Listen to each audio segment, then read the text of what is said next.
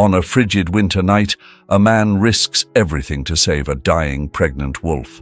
But months later, her baby returns, and what they do next changes the course of his life forever. The winter of 2019 wrapped its icy grip around the remote wilderness of Montana, transforming the landscape into a stark, frozen expanse. Among the dense evergreens burdened by heavy snow and the glassy, ice-bound lakes, Elliot Ramsey's cabin stood as a lone haven of humanity. At 58, Elliot had left behind a thriving veterinary practice in Seattle to embrace a quieter existence, choosing the vast stillness of nature over the relentless hum of urban life.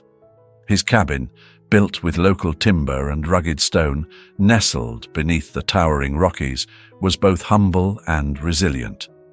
Powered by a modest combination of solar panels and a small wind turbine with a wood-burning stove to fend off the piercing cold, it provided everything he needed and nothing more. This solitary refuge became his sanctuary after losing his wife, Hannah, to cancer 3 years earlier. The wilderness offered a balm to his grief, a place where each dawn brought a sense of renewal.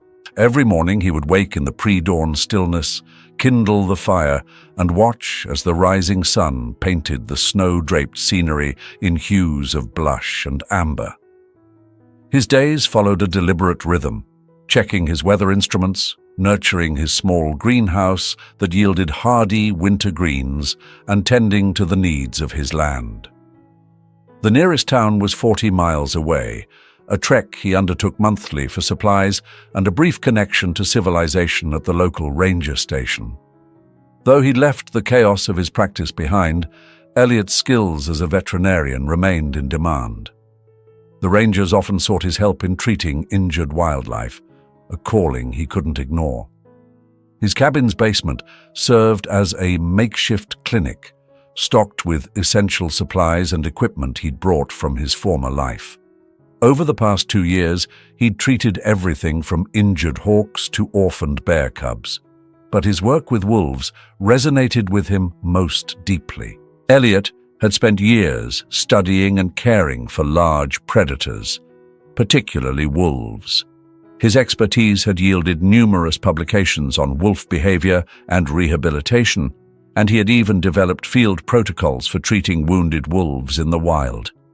His cabin walls bore witness to this lifelong passion, adorned with photographs and sketches of the wolves he'd encountered. Hannah had always championed his dedication, even when it required long absences or dangerous field work. "You speak their language," she'd say, her voice tinged with pride. "They trust you because you treat them with respect."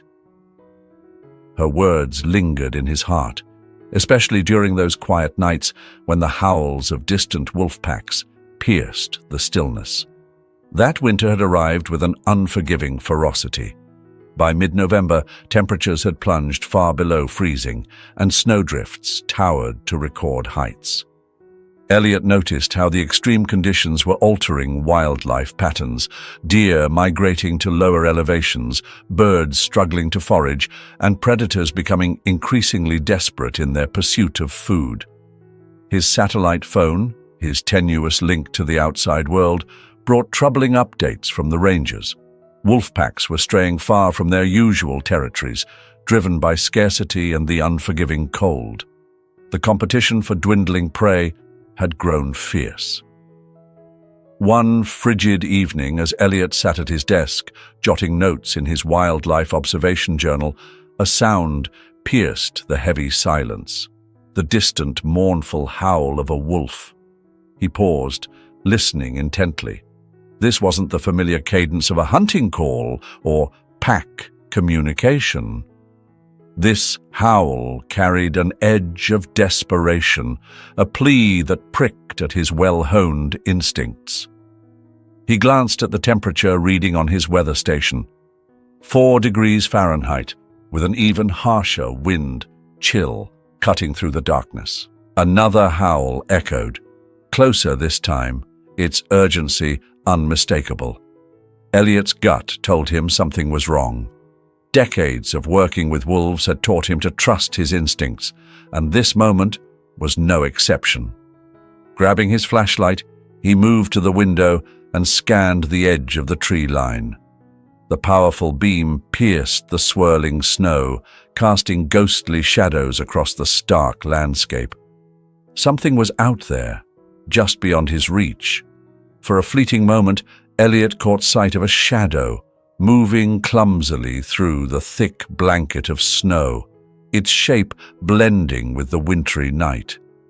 He was well aware of the dangers of investigating wildlife in such harsh conditions, especially after sundown. Yet, there was something about that haunting howl, a mix of distress and primal urgency, that called to his instincts. Years of working with animals had taught him to trust those instincts. He grabbed his emergency medical kit, donned his heaviest winter gear, and readied his tracking equipment, preparing to step into the unforgiving cold. As he zipped his parka, a familiar voice echoed in his thoughts, soft and reassuring. "They trust you because you respect them."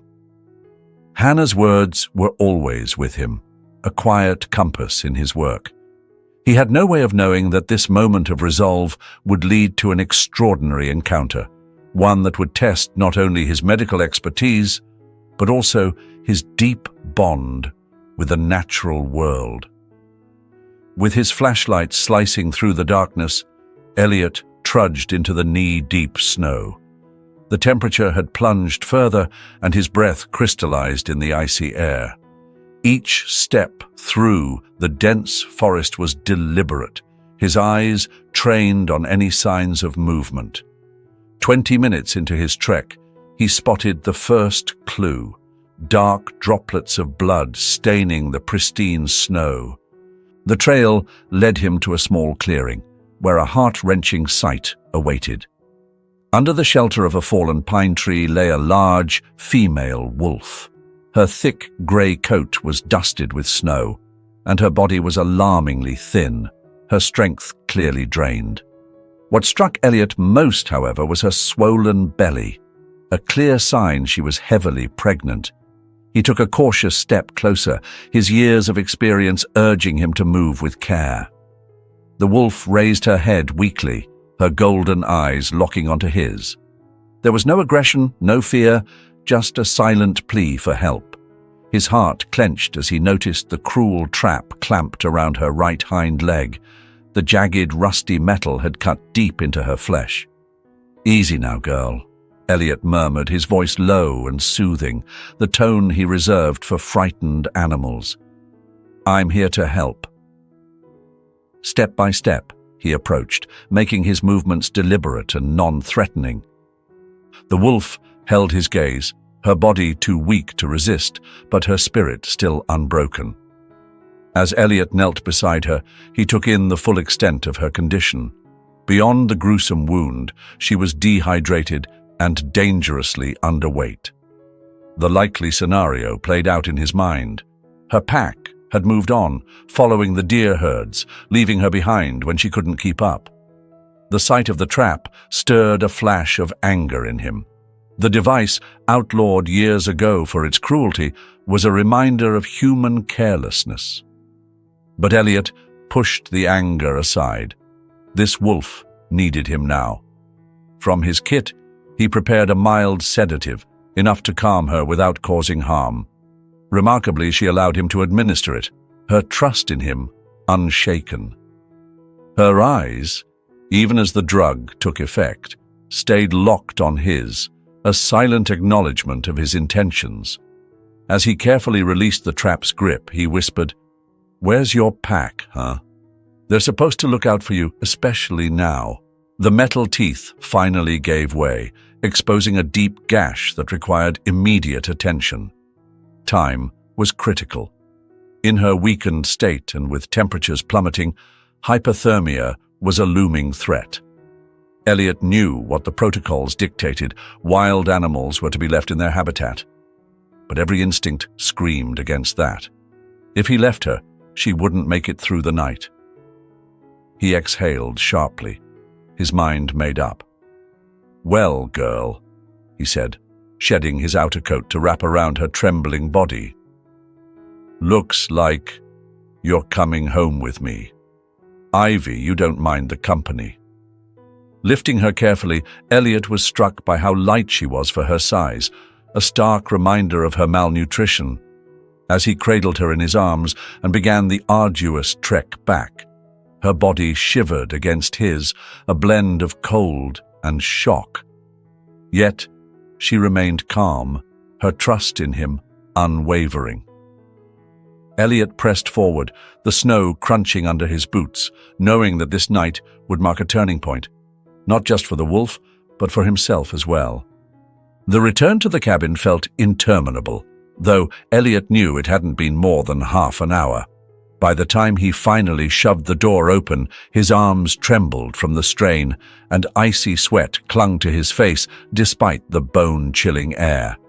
He gently laid the injured wolf on the thick rug near the wood stove. Her eyes locked with his, glowing with a mix of wildness and vulnerability. In that moment, Elliot understood the magnitude of what he had taken on. This wasn't just about tending to an injured wolf. It was about saving her life and the lives of the unborn pups she carried. The next few hours were crucial, and Elliot felt the pressure mounting. What he couldn't foresee was that this single night would alter the course of his life, forcing him to question everything he thought he knew about wolves, healing, and the inexplicable connections that can form between humans and wild creatures. The first week tested every ounce of Elliot's veterinary expertise. He named her Aurora, after the brilliant full moon that had lit up the night he found her. Treating the deep gashes on her leg was an arduous process. Hours spent cleaning, disinfecting, and meticulously stitching the wounds left by the trap.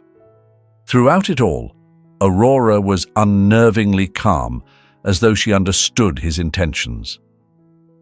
"You're either the most trusting wolf I've ever met," Elliot muttered as he wrapped the final bandage, "or you're too exhausted to fight me. Either way, we're in this together now." To ensure Aurora's recovery, Elliot transformed his basement clinic into a cozy den.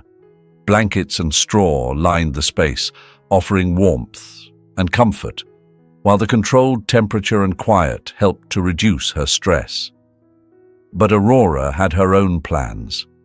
Each time Elliot carried her downstairs, she somehow managed to claw her way back up to the main floor, resolutely settling near the wood stove. After her third successful escape, Elliot conceded. "Fine, you win," he said with a resigned chuckle. "But we're doing this right." He rearranged the living room, creating a secure space behind his worn leather armchair, where Aurora could stay close to the fire, yet feel protected. Her pregnancy added complexity to the situation. Using his portable ultrasound equipment, Elliot confirmed she was carrying 5 pups, approximately 7 weeks along. Aurora's emaciated condition posed a dire threat to both her and her litter. Elliot devised a feeding regimen, starting with nutrient-rich broths and gradually incorporating solid food. "Small steps," he explained, as Aurora watched him prepare her meals with sharp, intelligent eyes. "Too much, too fast, and your body might not handle it." Over time, Aurora's trust in Elliot grew. She allowed him to examine her wounds, change her bandages, and even check her growing belly without resistance. More surprisingly, she began reacting to his voice, her ears twitching when he spoke, and her gaze following him around the cabin. Elliot meticulously documented everything, recognizing the unprecedented nature of the situation. He reached out to Dr. Natalie Kim, a wolf behavior specialist he had worked with during his years in Washington state. "This is incredible, Elliot," Natalie said during one of their video calls. "A pregnant wild wolf tolerating a human's touch? She should be far more defensive. Are you certain she wasn't habituated to humans?" "No tags, no signs of prior human contact," Elliot replied, glancing at Aurora, who dozed by the fire, and her blood work shows no trace of vaccines used in wolf management programs. She's completely wild, Natalie. Just different. By the third week, Aurora's physical recovery was remarkable. Her leg wound was healing cleanly, and her strength was steadily returning thanks to Elliot's carefully managed diet. Her belly grew rounder by the day, and ultrasounds showed her pups were developing normally. Yet it was her behavior that captivated Elliot the most.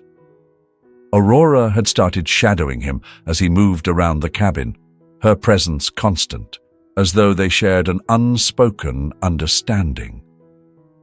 When Elliot sat at his desk to update his journal, Aurora would settle herself nearby, her golden eyes fixed on him as he wrote. At night, she took up her place between his bed and the door, a quiet sentinel, as though protecting him from unseen threats. She even began responding to her name, a fact that both warmed and unsettled him. "You're still a wild creature," he reminded her softly one evening, stroking her head as it rested on his knee while he read. But their delicate coexistence was not built to last. By the fourth week, as Aurora regained her strength, her untamed nature re-emerged with a vengeance. She became restless, prowling the cabin and scratching at the door, her piercing gaze fixed on the wild forest beyond. Her appetite grew voracious, and she began stashing food in hidden corners, an instinctive preparation for the whelping to come. Elliot knew he needed to act. Wolf Pups required more than a small cabin could provide. They needed an environment that mirrored the wilderness they were born for. Determined, Elliot transformed his storage room into a makeshift den, crafting it to mimic the structure and safety of a natural wolf lair. To his relief, Aurora embraced the space immediately, meticulously arranging the bedding until it met her standards. Yet, each evening, she still gravitated to the warmth of the wood stove, where they had fallen into an unspoken routine of shared solitude. As the time for her delivery drew near, Elliot faced a mounting dilemma. The wildlife community had caught wind of Aurora's situation, sparking debates about her future. Some experts pushed for her transfer to a dedicated wildlife rehabilitation center, arguing it was best for her and her unborn pups. Others worried this case could set a dangerous precedent for human interaction with wild animals. "You can't keep her forever, Elliot," Natalie told him during one of their frequent phone calls. Her voice carried both concern and a hard truth. "Eventually, you'll have to let her go." Elliot knew she was right, but watching Aurora trust him so fully, seeing her ready herself for motherhood with unwavering resolve, made the prospect of separation an unbearable weight. She wasn't just an animal in his care.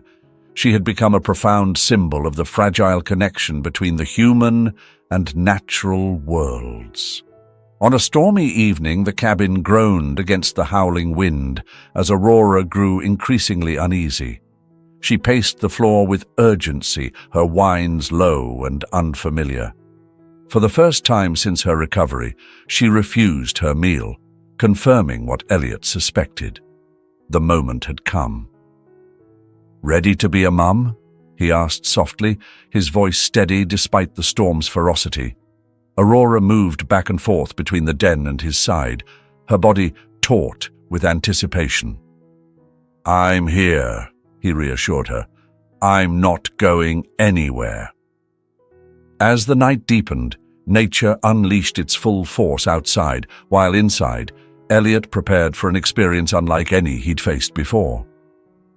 By midnight, Aurora's labor began. Though Elliot had witnessed countless animal births in his career, this one carried a weight and wonder he had never known. A wild wolf, placing her faith in a human during her most vulnerable moment. It was nothing short of miraculous. Throughout the night, Aurora alternated between the whelping den and Elliot's side, occasionally pressing her head against his leg as if seeking comfort. Her trust was unshakable. "You're incredible," he murmured, his eyes never leaving her as she worked through the pains of labor. Just after 2 a.m., the first pup arrived, a tiny, dark bundle of life.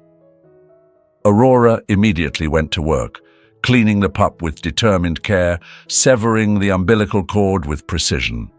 The pup let out a faint cry, and Aurora glanced up at Elliot, her expression almost triumphant. Over the next 4 hours, 4 more pups joined the first, each delivery smoother than the last. Elliot stepped in only once, offering gentle assistance to the 4th pup. By dawn, Aurora lay nestled in the den, her body exhausted but her eyes serene as 5 healthy pups, 3 males and 2 females, nursed by her side. As the first light of day broke through the storm's remnants, Elliot couldn't help but marvel at the resilience of life. Yet, as he watched Aurora's fragile family begin their journey, he knew another storm awaited him, the moment when he would have to let them go. As Elliot meticulously recorded the details of each pup's birth in his leather-bound journal, he noticed Aurora shifting uneasily. Her ears flattened momentarily, and her breathing quickened, signaling another contraction. With concern flickering across his face, he leaned closer, his voice soft and steady. "What's going on, girl?" There were only 5 in the ultrasound.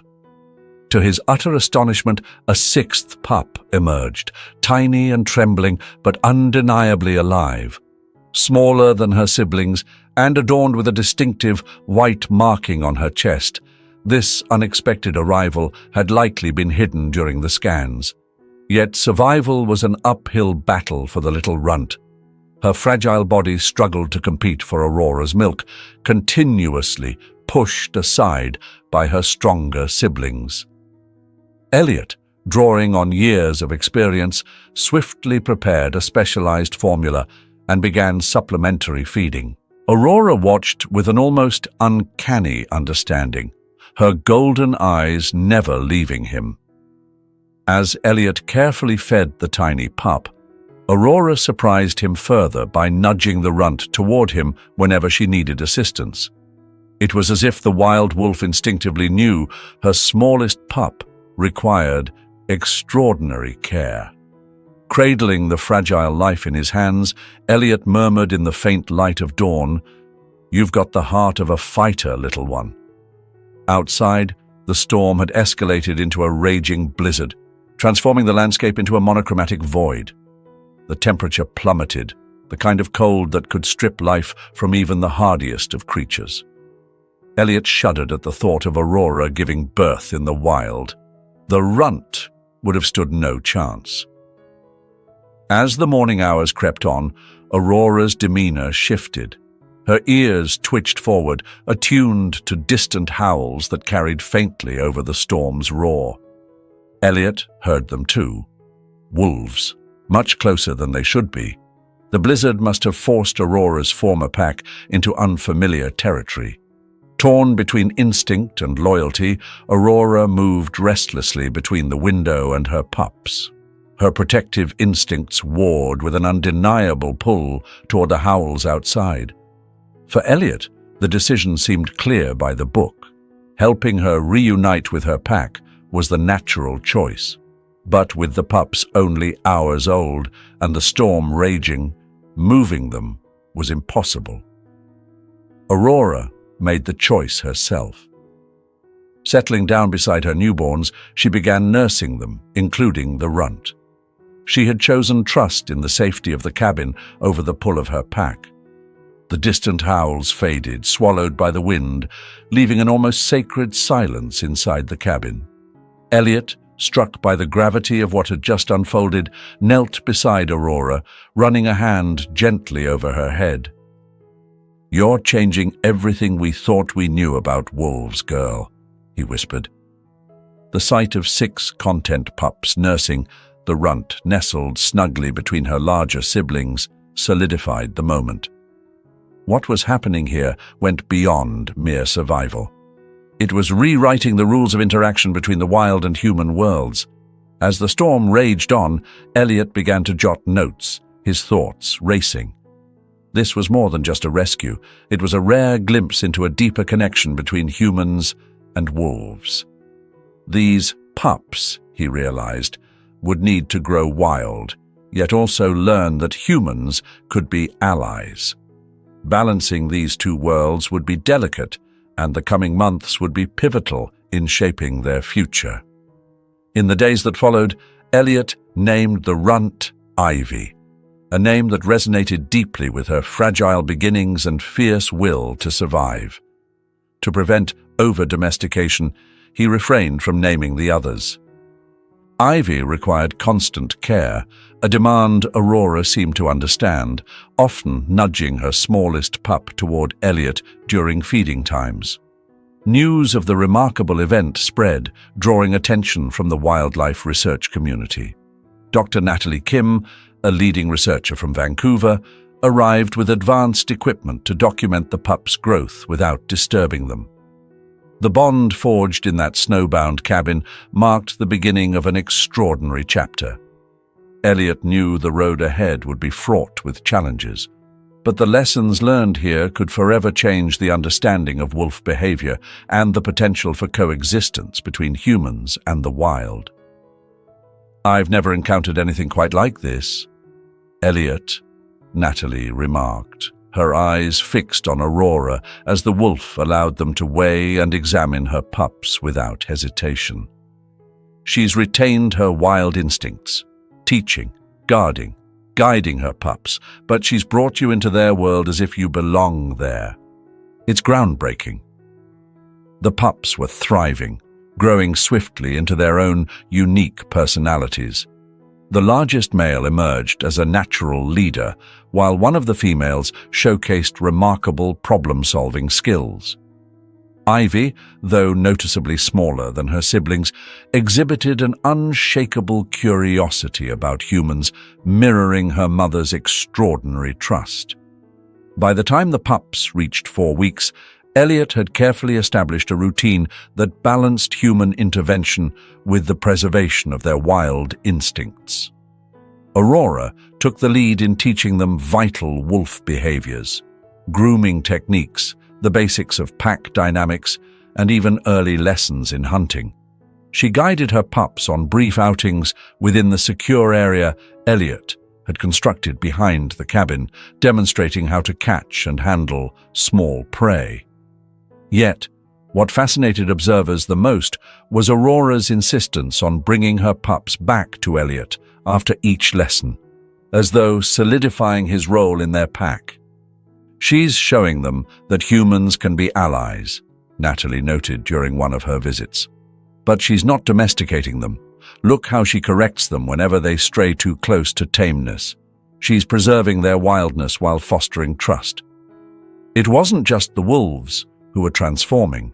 Elliot found himself changed by the experience as well.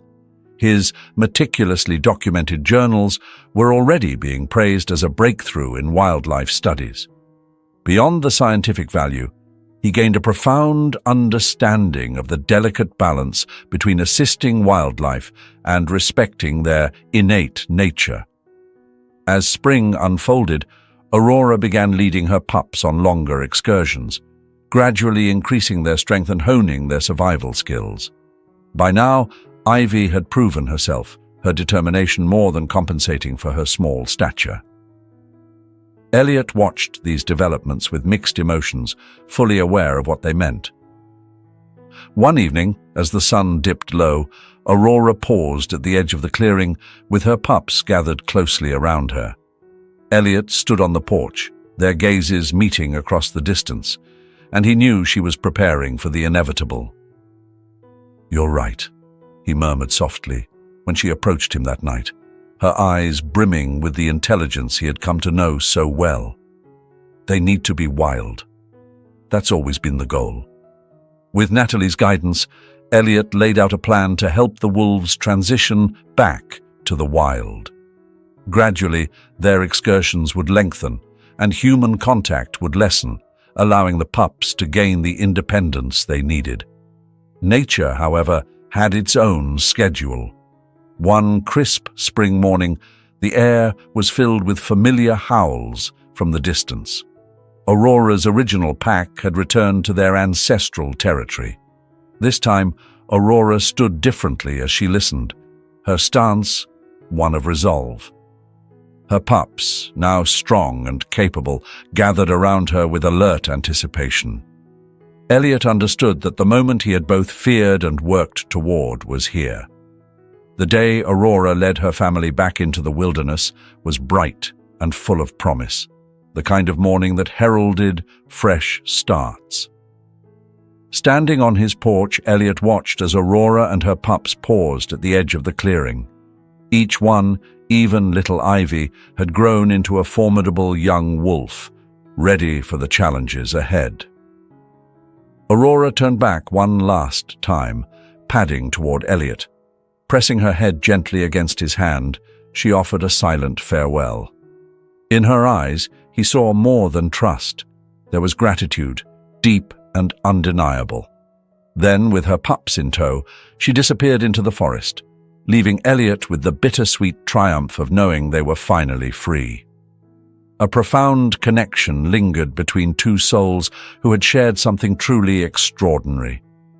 "Go on, girl," Elliot murmured, his voice thick with unspoken emotions. "You've done everything you needed to. They're ready now."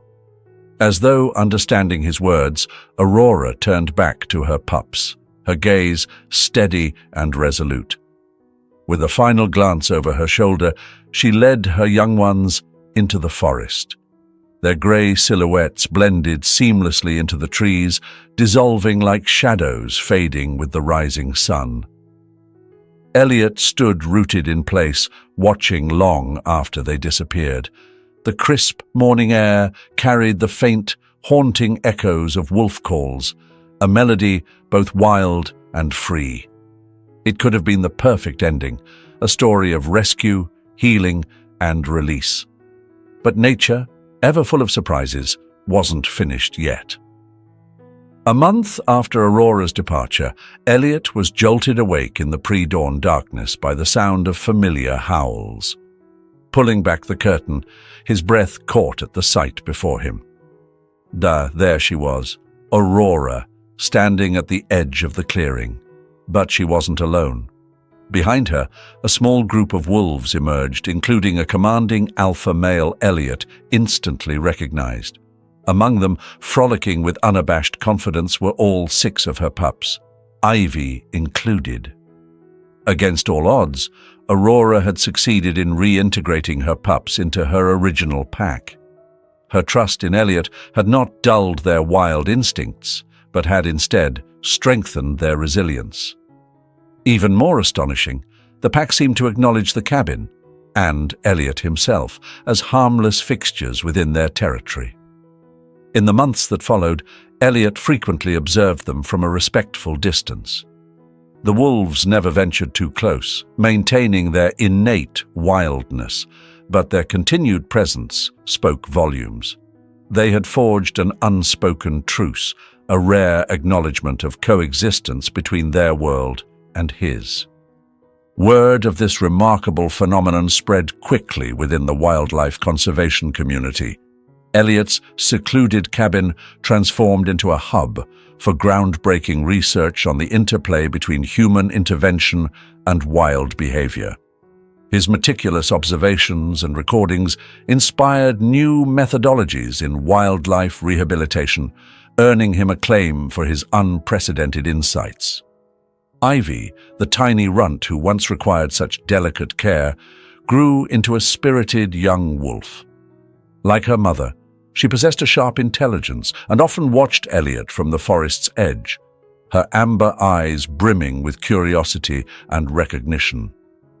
Exactly 1 year after Elliot had first found Aurora ensnared in that cruel trap, she returned to the clearing at dawn. This time, she brought Ivy and 2 new pups. The young ones peered cautiously from behind their mother and older sister, watching Elliot with wide, inquisitive eyes. Aurora's deliberate actions felt like an introduction, a silent acknowledgement of the role he had played in their survival. This extraordinary encounter redefined Elliot's understanding of wildlife rehabilitation. He came to realize that conservation wasn't merely about saving lives. It was about fostering trust, honoring the spirit of the wild, and discovering how human and animal worlds could coexist without compromising their essence. With the help of his colleague Natalie Kim, Elliot published his findings in respected wildlife journals, where his work became known as the Aurora Protocol. This pioneering framework reshaped wildlife conservation, advocating for a harmonious balance between aiding and respecting the natural instincts of wild creatures. What Aurora taught us, Elliot wrote in his final journal entry, is that trust and wildness are not opposing forces. By helping her, we didn't domesticate her. We earned her trust while preserving her true nature. Perhaps this is the cornerstone of successful conservation, not domination, but understanding. Today, Elliot remains in his cabin, continuing his work with injured animals. Although he knows his experience with Aurora was a once-in-a-lifetime event, it profoundly altered his perspective. It reminded him that the greatest gift humanity can offer the wild is not control, but the willingness to build bridges where there once were walls. Each evening, as the sun dips below the horizon, painting the skies in warm hues of amber and crimson, Elliot listens to the haunting calls of wolves echoing through the distant forests.